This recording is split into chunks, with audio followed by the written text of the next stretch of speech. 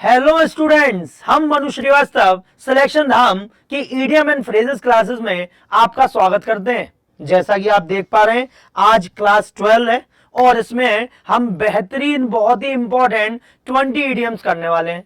लेकिन उन्हें शुरू करने से पहले हम आपसे एक रिक्वेस्ट करेंगे कि हमारे चैनल को लाइक कीजिए, सब्सक्राइब कीजिए और उसे शेयर कीजिए। और हम आपसे ये नहीं कह रहे हैं कि आपको जबरदस्ती करना है। अगर आपको वीडियोस अच्छे लग रहे हैं, आपको लग रहा है कि ये हेल्पफुल है, तभी आप ऐसा कीजिए।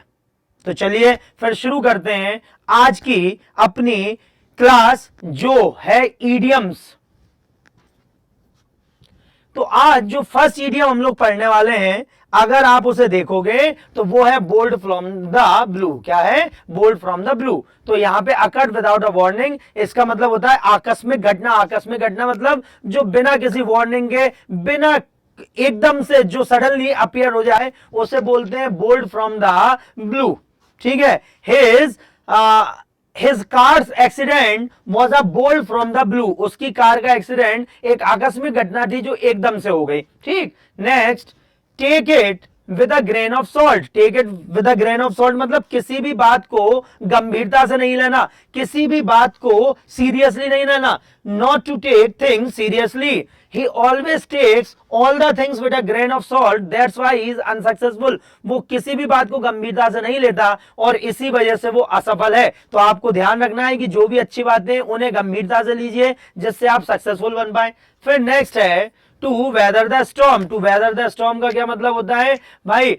किसी भी कठिन परिस्थिति से बाहर निकलना, खुद को नुकसान पहुंचाए बिना, खुद की हानि करे बिना अगर आप किसी भी परिस्थिति से बाहर निकलते हैं, it is called to weather the storm. He is known and he is very famous just because he did weather the storm many times. मतलब उसने कई बार वो कठिन परिस्थितियों से बाहर निकल के आया है और इसी वजह से वो फेमस है, उसे जानते हैं लोग बाग।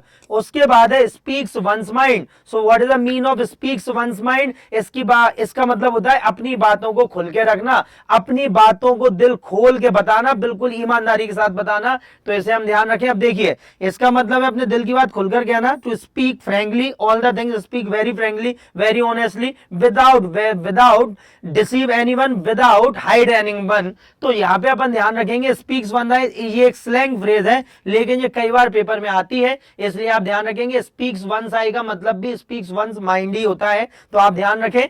उसके बाद फिर है pass the buck. So what is the mean of pass the buck? मतलब किसी को अपनी करनी का जो एक तरह से देखा जाएगा, उसे जिम्मेदारी या दोष किसी और पे डाल देना। किया आपने और उस पे दोष डाल दिया कि इसकी वजह से ऐसा हो गया। ज्यादातर लोग आपको जीवन में ऐसे मिलेंगे जो अपनी गलतियों का दोष आपके ऊपर डालेंगे, और आप बिल्कुल ऐसे मत बनिएगा कि आप अपनी गलती का दोष किसी और के ऊपर डालें। नहीं, जो भी काम है हम अपने होशो आवाज में कर रहे हैं। हम इतने मूर्ख नहीं है कि कोई हमें बहला फुसला के कोई काम करवाए। नहीं, ऐसा कभी नहीं होगा। तो ध्यान रखिएगा कि बहादुर लोग वही होते हैं जो ब्लेम किसी और पर ना डाल के अपनी गलतियां देखते हैं, उनसे सीखते हैं और आगे बढ़ते हैं। So don't pass the buck if you want to become a champion. कृपया दोष किसी और पर मत डालो अगर तुम्हें चैंपियन बनना है। नेक्स्ट है Apple pie order. Apple pie order का क्या मतलब होता है? पूरी तरह से व्यवस्थित, है ना। All the things in his office are an apple pie order. उसके ऑफिस में सारी जो वस्तुएं हैं वो बड़ी व्यवस्थित है। तो यहां पे अपन ध्यान रखेंगे Apple pie order. Chewing the cut. Chewing the cut मतलब क्या होता है भाई? कंटेम्पलेट करना, मनन करना, चिंतन करना। It is called chewing the cud. ठीक है। We chewed the cud last night. हमने कल बहुत सारा चिंतन किया और फिर अपने विचार शेयर किए। At cross purposes. At cross purposes का क्या मतलब है? इसका मतलब होता है, क्रॉस पर्पसेस का मतलब disagree with each other idea, किसी के साथ सहमत ना होना। The both brothers are at cross purposes. दोनों भाई जो हैं वो एक दूसरे से सहमत नहीं है, तो उसे हम बोलेंगे क्रॉस पर्पसेस। तो देखिए कितने इंपॉर्टेंट वर्ड्स हैं जो आपको हमेशा एग्जाम में आते हैं। ठीक। नेक्स्ट जो है वो है अ pipe dream. So what is the mean of a pipe dream? तो यहां पे अपन ध्यान रखेंगे पाइप ड्रीम का क्या मतलब है। इसका मतलब होता है असंभव कल्पना, जिसे पाया नहीं जा सकता। It is called pipe dream. ठीक है। So your project to work with him is a pipe dream. तुम्हारा जो प्रोजेक्ट है कि उसके साथ काम करने का, ये एक असंभव कल्पना है, वो तुम्हारे साथ काम नहीं करेगा। So it is called pipe dream. Bye the year, bye the year का मतलब अपनी तैयार, बिना तैयारी के कोई काम करना, बाय इम्प्रोवाइजेशन, है ना, जरूरत देख के काम करना, कोई तैयारी नहीं थी, it is called by the year. Okay, so I did all the things by the year. मैंने जितने भी काम किए, जो भी काम किया था वो बिना तैयारी के ही किया था। यू स्नूज यू लूज, ये है भाई जो सोया वो खोया, कहते हैं ना भाई, नानी दादी कहती थी जो सोवे वो खोवे, जो जागे वो पावे। इसका मतलब अगर आप अलर्ट रहेंगे, सही डिसीजन सही समय पर लेंगे, तो आपको सारी बातें मिल जाएंगी। If you are not alert you are likely to miss opportunities. Saves for a rainy day, मतलब बात के लिए, बुरे वक्त के लिए पैसे बचा लेना। रेनी डे का मतलब होता है बुरा समय, है ना। So please I think you should not spend all the monies, you should save them for rainy days. मुझे लगता है कि तुम्हें सारे पैसे खर्च नहीं करने चाहिए, तुम्हें ये क्या करना चाहिए, बचाना चाहिए बुरे वक्त के लिए। Gets on my nerves, gets on my nerves का मतलब भाई इरिटेट करना, किसी को परेशान कर देना, किसी बात या व्यवहार से बहुत परेशान होना या चिड़चिड़ा जाना, ठीक है। He always gets on everyone nerves, that's why he is not a popular figure। वो हमेशा हर किसी को चिड़चिड़ा करता है, बुरी बातें करता है, इसी वजह से उसे कोई पसंद नहीं करता।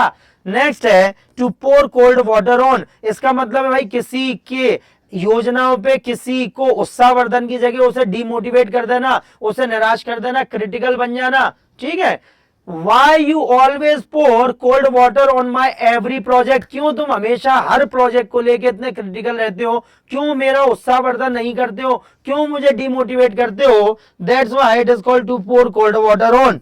उसके बाद है first and foremost, it is called highest priority. इसका क्या मतलब होता है, इसका मतलब होता है भाई पहली प्राथमिकता, सबसे पहली प्राथमिकता, उसे बोलते हैं हम फर्स्ट एंड फॉरमोस्ट। तो the first and foremost thing about English is the vocabulary. If you command over vocabulary definitely you are going to fly colours in your examination. अगर सबसे इंपॉर्टेंट क्या है, वोकेबलरी, अगर आपने वोकेबलरी अच्छे से कर रखी है तो आप 100% है सफलता पाने वाले हैं एग्जाम में। तो देखा कितनी कितनी मजेदार, कितनी ही सरल और कितनी मजेदार फ्रेजेस हैं जो अभी तक आप सिर्फ उन्हें छोड़ रहे थे, उन्हें याद नहीं कर रहे थे। सिलेक्शन नाम आपको देता है वो सारा कंटेंट जिसकी वजह से आप एग्जाम में पास नहीं, टॉप करेंगे, टॉप करेंगे, ध्यान रखें इस बात को। चलिए, तो यहां पे है ट्रेडिंग ऑन थिन आइस। इसका क्या मतलब है भाई, जोखिम भरी स्थिति में, trading on thin ice after Pahalgam attack the relation of Indian Pakistan,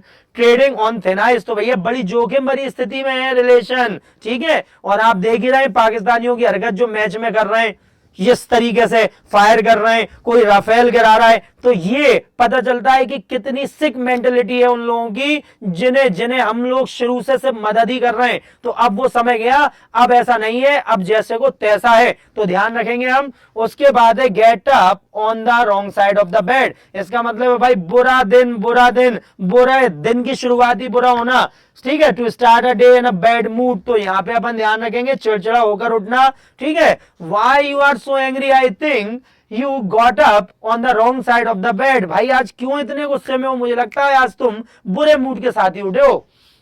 birds eye view, birds eye view का मतलब एरियल व्यू। अब यहां पे ध्यान रखेंगे, एरियल व्यू मतलब पूरा दृश्य देखना, ये एरियल व्यू से कॉम्प्रिहेंसिव, एक सरसरी निगाह से देख लेना। Okay, I check all the documents at birds eye view, तो मैंने सरसरी निगाह से देख लिया, it is called aerial view. अब है comparing apples to oranges, important है, अभी इसी साल अभी एसएससी में पूछा गया था, comparing apples to oranges. So what is the mean of compare apple to oranges, अलग अलग चीजों की तुलना करना जिनकी तुलना नहीं होनी चाहिए, जो अलग अलग ही हैं उनकी तुलना नहीं की जानी चाहिए। Comparing two things that can not be compared, अलग अलग चीजों की तुलना करना, ठीक है। तो यहां पे अपन ध्यान रखेंगे कि अलग अलग चीजों की तुलना कर लेंगे, comparing apples to oranges. Die a dogs dead, इसका क्या मतलब है, कह देना भाई कुत्ते की मौत मरोगे तुम, इसका मतलब है शेमफुल डेथ, बहुत ही बुरी मौत, कि लोग बाग आपके मरने पे दुखी नहीं होंगे, खुश होंगे कि अच्छा हुआ, इसके काम ही ऐसे थे कि ये दुनिया छोड़ के चला गया, उसी को बोलते हैं कुत्ते की मौत मरना, it is called shameful shameful death, अपमानजनक मृत्यु। तो यहाँ पे हमने आज पढ़ी अपनी 20 इडियम्स और देखिए आपने कितनी मजेदार है, कितने इजी वे में हम इन्हें याद कर सकते हैं। अब देखते हैं कि इनसे क्वेश्चन किस तरीके से पूछे गए। तो देखें क्वेश्चन किस तरीके से पूछे गए।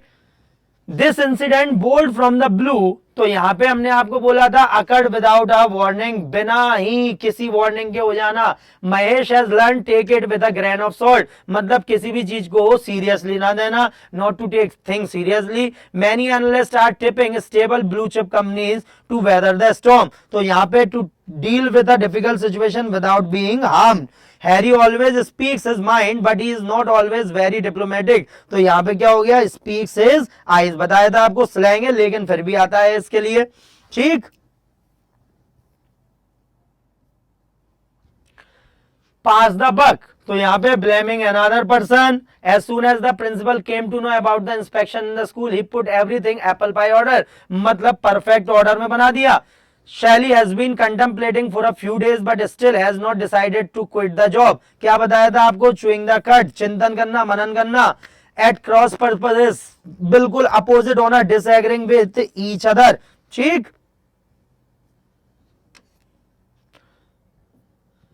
you must not participate in the marathon this year because any training it is a pipe dream on your part, तो यहाँ पे अपन अनरियल होप हो जाएगा, क्या हो जाएगा, अनरियल होप हो जाएगा। उसके बाद है I just went to Bali on a backpacking trip and did everything by the ear without any itinerary, इसका मतलब होता है भाई यात्रा, यात्रा का जो रूट होता है उसे बोलते हैं आइटिनरी, तो ये ध्यान रखेंगे अपन। और ये क्या है, बाय इम्प्रोवाइजेशन। उसके बाद यू स्नूज यू लूज, तो यहां पे तो if you are not alert you are likely to miss opportunities।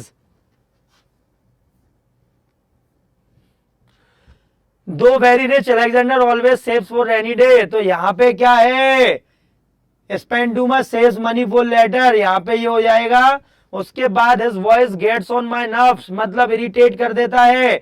I really don't want to pour cold water on your theory, but it cannot be applied to real life situation, तो मैं तुम्हें हतोत्साहित करना नहीं चाहता, क्यों, क्योंकि लेकिन फिर भी मुझे लगता है ये प्रैक्टिकल नहीं है, तो यहां पे अपन ध्यान रखेंगे to be critical doubtful this someone is exciting about.